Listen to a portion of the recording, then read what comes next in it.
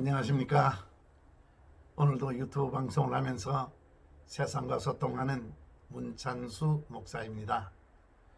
오늘 우리가 살펴볼 말씀의 제목은 우리에게 왕을 주소서입니다. 이 말씀의 배경을 조금 설명을 드리겠습니다. 하나님의 은혜로 출애굽한 이스라엘 백성들, 홍해를 건너고 낮에는 구름기둥 밤에는 불기둥으로 지켜주시는 하나님의 은혜로 광야 40년을 마치고 요단을 건너 그들이 꿈에도 그리던 가나안 땅에 정착하게 됩니다. 근데 그 땅, 가나안 땅에 정착한 이스라엘 백성들에게 하나님은 왕을 세워주지 아니하고 사사를 세워서 다스리게 하십니다. 작은 인간들 사이에서 생기는 문제는 사사, 재판관이죠. 사사들에 의해서 재판하는 것으로 다스려지고, 중요하고 큰 문제는 하나님께서 선지자를 통하여 친히 말씀하시는 신정국가, 하나님이 다스리는, 하나님이 왕이신 그러한 나라로 존재했습니다. 그런데 오늘 우리에게 왕을 주소서 하는 이 제목의 배경은 사무엘상 8장, 9장, 10장입니다. 이 당시 사무엘 선지자가 나이 많아서 늙고 그래서 총명함이 옛날 같지 않던 그런 배경입니다. 선지자의 아들들은 아버지의 수준에 미치지 못하고, 그러니까 이스라엘 백성들은 주변을 돌아보니까 다른 나라들은, 이방 열방들은 다 왕이라는 것을 세워서 잘 국가를 이끌어 가는데 우리도 그렇게 하면 안 되겠느냐 싶어서 사무엘 선지자에게 찾아와서 왕을 세워달라 그럽니다. 사무엘 선지자의 입장에서는 정말로 철없는 소리다 싶고 마음이 답답하지만은, 그러나 그들이 한결같이 우리에게도 왕을 세워 주소서달라고 탄원을 하니 하나님께 말씀드리고, 선지자의 기도를 들으신 하나님은 사무엘 선지자에게 그들이 너를 버린 것이 아니고 나를 버린 것이다 하는 말씀을 하시면서, 왕을 세워주면 좋을 것 같아 보이지만은 왕이라는 제도가 생기면은 생길 수 있는 온갖 폐해들을 알려주지요. 그래도 그들은 한결같이 우리도 왕을 세워주면 잘 살 것 같습니다 라고 해서 하나님은 허락해 주십니다. 그래서 세워진 왕이 사울 왕이지요. 이 사울이라는 사람 처음은 매우 겸손했습니다마는 나중에 타락하지요.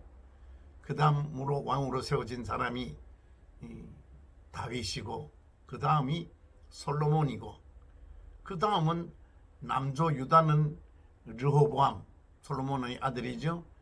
북조 이스라엘은 여로보암이 다스리는 나라로 이스라엘은 공동체가 둘로 나뉘어집니다. 그리고 양쪽 다 여러 왕들이 세워지지요. 그래서 성경에 보면은 열왕기 상하, 역대 상하기가 기록됩니다. 그런데 그 열왕기의 기록의 결론은 그들이 참 행복하지 못했다라는 겁니다. 좀 더 나은 왕은 있었고 좀 더 못한 왕은 있었고, 그 이스라엘 공동체가 한 번도 제대로 평안함이 없었던 시대가 왕정시대, 다 그렇게 원하던 왕이 다스리던 그 이스라엘은 참 평안함이 없었다 하는 것이 열왕기의 결론입니다. 우리가 이 말씀을 오늘을 사는 우리들에게 그대로 적용해 보겠습니다. 세계 2차 대전이 끝이 나고 난 뒤에 세계 각국의 지도자들은 모였습니다.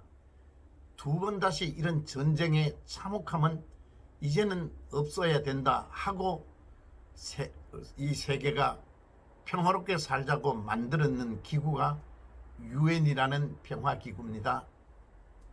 취지 참 좋습니다. 그 발상도 참 좋습니다. 그런데 지금 유엔이라는 것이 생겨서 이 세상에 전쟁이 없어지고 참 평안함이 왔습니까? 그렇지 못하지요. 그렇지 않은 것을 우리는 잘 압니다. 좀 적게 범위를 축소해 보겠습니다. 우리나라 일제 36년 그 노예 생활에서 풀려난 하나님의 은혜로 풀려난 대한민국, 좌다 우다 해서 나뉘어서 싸우게 되고 결국은 이 폐허의 땅 위에 6.25라는 동족 상잔의 뼈아픈 전쟁이 일어나고 그 결과로 많은 인명피해가 있었고, 그리고 결국은 남쪽과 북쪽이 나뉘어지는 그런 나라가 되어버렸습니다. 북쪽은 공산주의, 사회주의라고 말하는 김일성 왕조가 세워졌고, 그래서 그들은 세상에서 얼마나 잘 사는 나라가 되었는지는 지금 우리는 다 압니다. 세상에서 가장 어렵고 힘든 몇백만 명이 굶어 죽는 그러한 나라가 되었습니다. 그러면 남쪽, 우리가 사는 남쪽은 어떻습니까? 이승만을 비롯한 역대 많은 대통령들이 지나갔습니다. 우리에게 칭찬받았던 분도 계시고 그렇지 못한 분도 계십니다. 이승만에서부터 현재 문재인 대통령에 이르기까지 우리나라 남쪽의 역사는 어떻습니까? 지금 현재 정권을 잡고 계시는 분들, 과거 정권을 독재다 뭐다 해서 적폐청산이다 뭐다 해서 숙청 작업을 벌였고, 그런데 그 결과 지금 현재 정권을 잡고 계시는 분들이 과거의 정권을 잡고 계시는 분들보다가 탁월하게 이 땅의 백성들을 평안하게 행복하게 해주고 있느냐? 글쎄요. 그 평가는 나중에 역사가들이 하겠죠. 제가 현재 정치 체제를 말하려 하는 것이 아니고, 인간이 다스리는 세상은 북쪽이나 남쪽이나 세계나 어느 나라든 간 인간의 제도와 인간의 방법으로 다스려지는 나라들에게 참 행복과 참 평안함은 없었다 하는 말씀을 드리고 싶은 겁니다. 세상은 그렇다 합시다. 우리 교회 한번 쳐다볼까요? 중세 로마 가톨릭이 왕들과 야합하여 하나님의 말씀인 성경은 덮어놔 놓고 왕들과 야합하여 타락했습니다. 그렇게 타락한 로마 교회를 향하여 이것은 아닙니다 하고 분연히 목숨을 걸고 일어났던 개혁주의자들, 그분들에 의해서 오늘날 이 땅에 개혁교회가 탄생되었고, 대한민국에 복음이 전해진 지 100여 년 만에 정말로 놀라운 발전을 한 것도 사실입니다. 그런데 오늘날 이 땅의 교회의 왕이 누구신가 봅시다. 우리 주 예수 그리스도가 왕이십니까? 그런데 정말 교회의 왕이 예수 그리스도이신지 우리 스스로 잘 눈 감고 한번 생각해 보십시오. 그렇지 않다 하는 사실을 우리는 잘 압니다. 왕 예수 그리스도가 이 땅에 있는 교회의 왕이 아니라는 증거 하나 말씀해 볼까요?